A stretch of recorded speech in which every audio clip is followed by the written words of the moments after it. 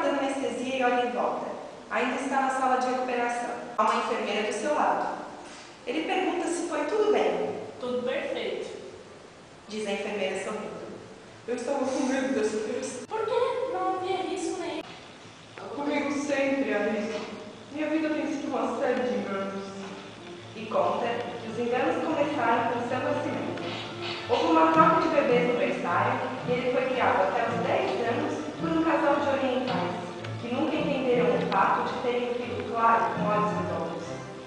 Descoberto o erro, ele foi a viver com seus verdadeiros pais, ou com sua verdadeira mãe, pois o pai abandonara a mulher depois que esta não souber explicar o nascimento de um bebê chinês. E meu nome?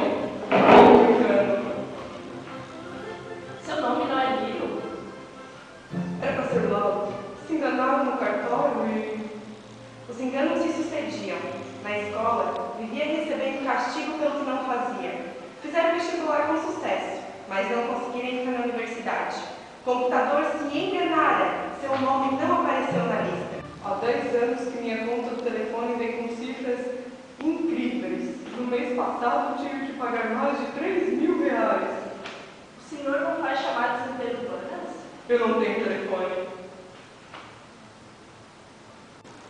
Conheceram sua mulher por engano. Ela o confundira com outro. Não foram felizes. Por quê? Ela me enganava. Recebia intimações para pagar dívidas que não fazia. Até tiveram uma breve, louca alegria quando ouviram o médico dizer: o senhor está desenganado. Mas também foram o engano do médico. Não era tão grave assim uma apendicite. Se você diz que a operação foi bem. A enfermeira parou de sorrir. Apendicite? Perguntou hesitante. A operação era para tirar o apêndice. Não era para trocar